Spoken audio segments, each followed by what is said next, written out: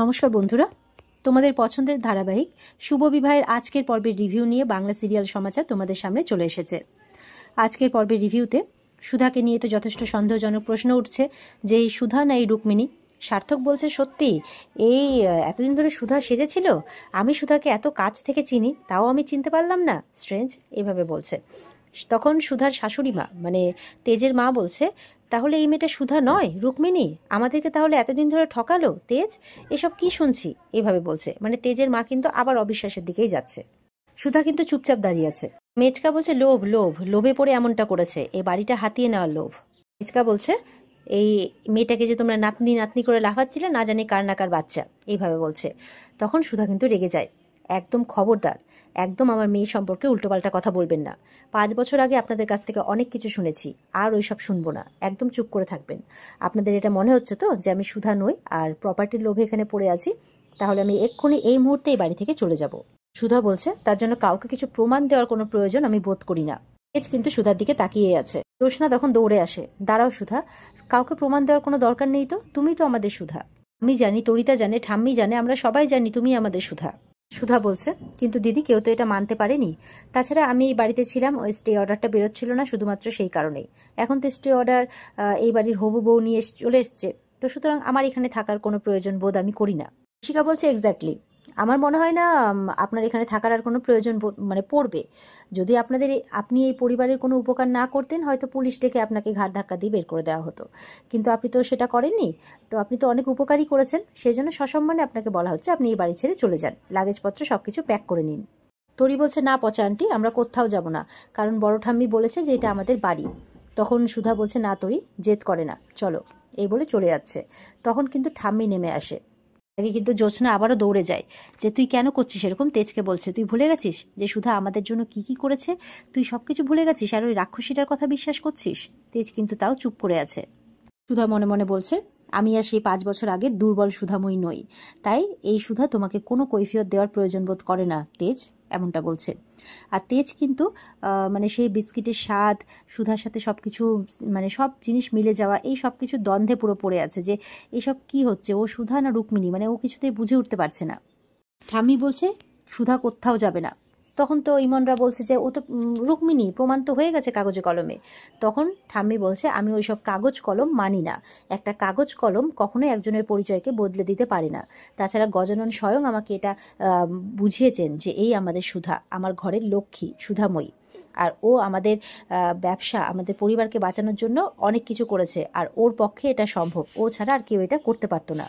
সুধা বলছে, আমাকে ক্ষমা করবেন ঠাম্মি, আমি এই বাড়িতে আর থাকতে পারবো না। তাছাড়া মিস্টার বসু মল্লিক আমাকে শর্ত দিয়েছিলেন যে স্টে অর্ডার বের হওয়া পর্যন্ত আমাকে এই বাড়িতে থাকতে হবে। তো এখন তো সেটা বের হয়ে গেছে, তো সুতরাং আমার এখানে থাকার কোনো মানেই হয় না। তাছাড়া উনি তো এটা বিশ্বাসই করেন না যে আমি সুধাময়ী, আমি রুক্মিণী, এটা উনি বিশ্বাস করেন। তো যেখানে বিশ্বাসই নেই, সবসময় সন্দেহ, সেই সন্দেহের মাঝে আমি আর আমার মেয়ে থাকতে পারবো না। এরপরে সুধা আবার চলে যেতে লাগলে তখন তরি বলছে, না আমি কোথাও যাব না।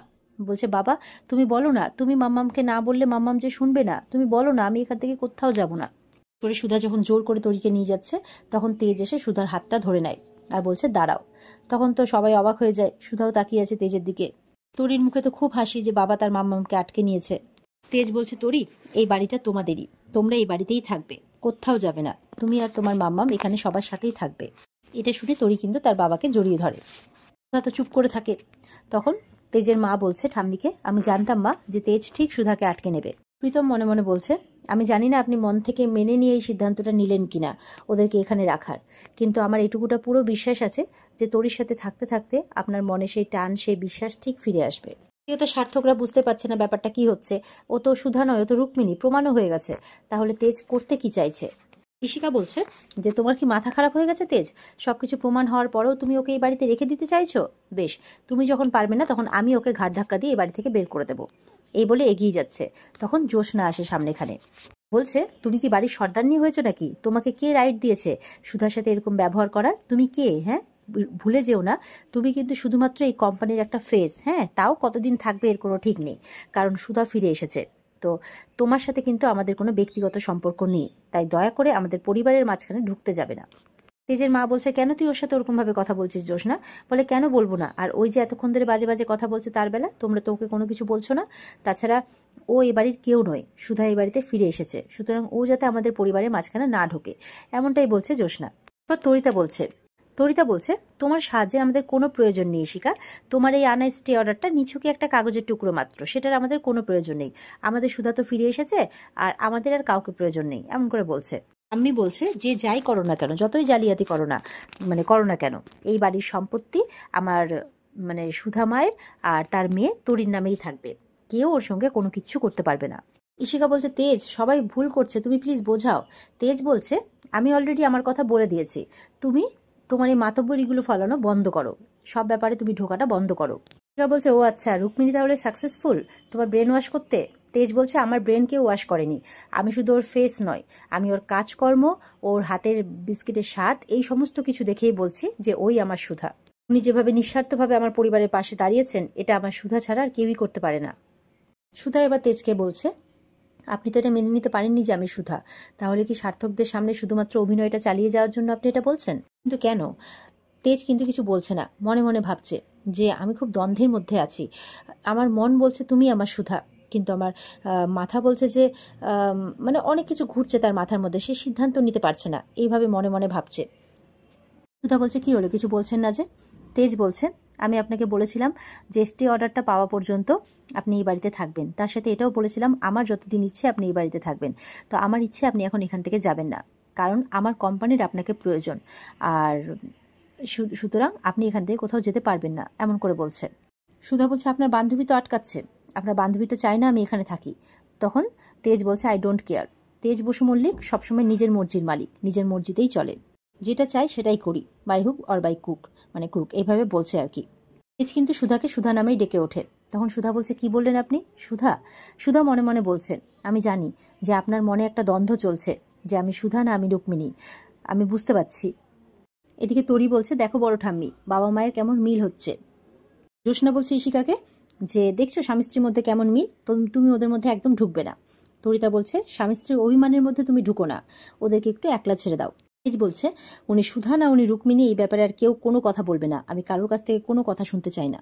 তো তেজ বলছে এটা নিয়ে কোনো কথা হবে না। ঠাম্মিও বলছে আমি আমার দাদু ভাইয়ের সাথে একমত, তেজের সাথে, ও যা বলছে তাই হবে। এই বলে সবাইকে যে যার ঘরে যেতে বলে, সবাই যে যার ঘরেও চলে যায়, আর তেজ তরিকেও বলে তোমার মামাকে নিয়ে ঘরে যাও। এরপরে প্রীতমও তেজদের বলে চলে যায়। সার্থক আর ইমন মিলে কিন্তু জটলা পেকেছে, বলছে যে কি করতে চাইছে বলো তো ওরা। তখন বলছে আর কি সার্থক তা জানি না কি করতে চলেছে, তবে কোনোভাবে যদি ওই ছুটকি ওই তরিকে প্রমাণ করা যায় যে ওই এবারই প্রথম সন্তান নয়, তাহলেই কিন্তু এই সম্পত্তিটা আর ওরা পাবে না, তাই বলছে। এই সুধা তেজ দাঁড়িয়ে আছে, আর তেজ মনে মনে ভেবেই যাচ্ছে ঠিক ভুল কোনোটাই তো বুঝতে পারছি না আমি কিছুতেই, কেন উনি যখন চলে যেতে চাইছেন কি ওনাকে যেতে দিতে ইচ্ছে করছে না, কেন এরকমটা হচ্ছে আমার, এমনটা ভাবছে। মনে মনে বলছে এখনো তুমি তোমার মনের সাথে লড়াই করে যাচ্ছ, তবে একবার সবকিছু ভুলে নিজের মনের কথাটা শোনো, তাহলেই বুঝতে পারবে যে তুমি ঠিক। সুধা ঘরে চলে গেলে সুধার পেছনে যখন যাচ্ছে তেজ, তখন ইশিকা আসে সামনে, বলছে এটা তুমি কেন করলে তেজ, কেন তুমি ওকে রেখে দিলে? বলে যে আমার ব্যাপারে যে কোনো সিদ্ধান্ত আমি নেব, আমি চাই না যে তুমি এই ব্যাপারে ইন্টারফেয়ার করো। এই বলে ইশিকার কোনো কথা না শুনে কিন্তু তেজ চলে যায়। এদিকে দেখা যাচ্ছে পিকলুর জন্মদিন উপলক্ষে তার মা জ্যোৎস্না কিন্তু অনেক রান্না বান্না করেছে, তরিতাও অনেক রান্না করেছে, আর বলছে যে প্রচুর রকমের, সে তরি তরকারি 5 রকম ভাজা মাছ, প্রচুর রান্না।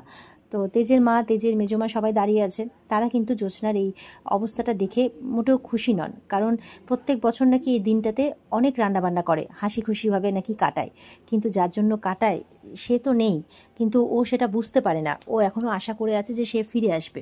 বলছে মা হয়ে আমি কষ্টটা মেনে নিতে পারি না, কিন্তু ওকে আমি আটকাতেও পারি না, আটকালে হিতের বিপরীত হবে। তো এরকম একটা আলোচনা করছে তারা। তরি বলছে ভালো পিপি, কি সুন্দর গন্ধ বেরোচ্ছে, তুমি কি রান্না করেছো?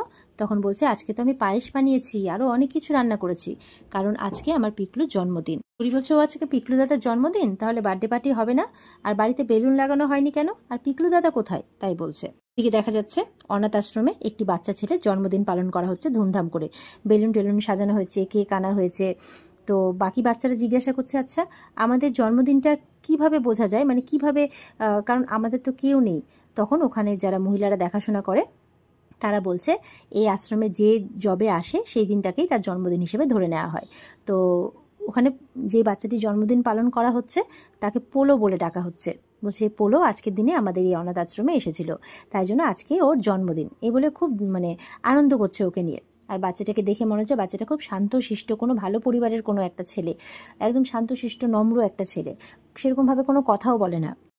দেখে মনে হচ্ছে যে এই হয়তো জ্যোৎস্নার পিকলু, যাকে সরিয়ে ফেলেছিল ইমন। দেখা যাচ্ছে কিছুক্ষণ পর সেখানে সার্থক গেছে ওই অনাথ আশ্রমে একটা বাচ্চার খোঁজ করতে, একটা 5 বছরের বাচ্চার, তাও আবার ছেলে, যে হবে একটু শান্তশিষ্ট। কাতলা নিয়ে গেছে। কাতলা বলছে হ্যাঁ আপনি এখানে আমার মনে হয় আপনার মনের মতন বাচ্চা পেয়ে যাবেন। তো অ্যাডপশনের প্রসেসগুলো সব কিছু শুনে নিচ্ছে, এরপরে দেখতে যাচ্ছে, পছন্দ করতে যাচ্ছে কোন বাচ্চাকে নিয়ে যাবে। পছন্দ করতে করতে চোখ পড়ে সেই পোলোর দিকেই। তার কাছে গিয়ে বসে দেখছে বাচ্চাটা খুব শান্তশিষ্ট। তরি বলছে কিন্তু পিকলু দাদা কখন আসবে? তখন জ্যোৎস্না বলছে দেখো না, ওই সার্থক আর ইমন মিলে ওকে আটকে রেখেছে, আমার কাছে পাঠাচ্ছেই না। তখন তরি তার মাম্মামকে বলছে আচ্ছা মাম্মাম, আমরা পিকলু দাদাকে এনে দিতে পারি না ভালো পিপির কাছে? তখন সুধা বলছে হ্যাঁ সোনা, আমরা এনে দিতে পারি তো, তাহলেই দেখবে তোমার ভালো পিপি খুব খুশি হয়ে যাবে। এটা শুনে তরিও খুব খুশি হয়ে যায়। তরি বলছে দেখলে তো, তুমি চিন্তা করো না, আমার মাম্মাম ঠিক পিকলু দাদাকে তোমার কাছে এনে দেবে। জ্যোৎস্না বলছে আমি জানি তো, সুধাই পারবে আমার পিকলুকে আমার কাছে এনে দিতে। তখন সুধা বলছে মনে মনে আমি জানি না কি করে অসম্ভব প্রতিশ্রুতিটা তোমাকে দেব, যে নেই তাকে আমি কি করে তোমার কাছে এনে দেব। চুপ করে আছে সুধা। তখন জ্যোৎস্না সুধার কাছে আবার গেছে। তো জ্যোৎস্না বলছে আর কি, বলো না তুমি বার্থডেতে পিকলুকে এনে দেবে তো আমার কাছে? তখন সুধা মাথা নাড়াচ্ছে হ্যাঁ বলছে। ওদিকে তো তেজের মা মেজমা সবাই কাঁদছে কথা শুনে। তরি বলছে আজকে পিকলু দাদার জন্মদিনে তুমি নিজে হাতে পিকলু দাদাকে পায়েস খাওয়াবে, এটা আমার আর মামামের নয়, গুনু দাদারও প্রমিস, তাই বলছে। তরির কথা শুনে জ্যোৎস্নার মনটা ভালো হয়ে যায়। আর এখানেই কিন্তু আজকের পর্ব শেষ হয়ে যায়। তো বন্ধুরা, এই ছিল আজকের পর্বের রিভিউ। ভালো লেগে থাকলে পর্বকে লাইক কমেন্ট করে জানাতে ভুলবে না, আর আমাদের সাথে জুড়তে চ্যানেলকে সাবস্ক্রাইব করতে একদমই ভুলবে না। দেখা হচ্ছে তোমাদের সাথে আগামীকালকে। সবাই ভালো থাকবে, আর পর্বের বিস্তারিত দেখতে অবশ্যই স্টার জলসার পর্দায় চোখ রাখবে। টাটা।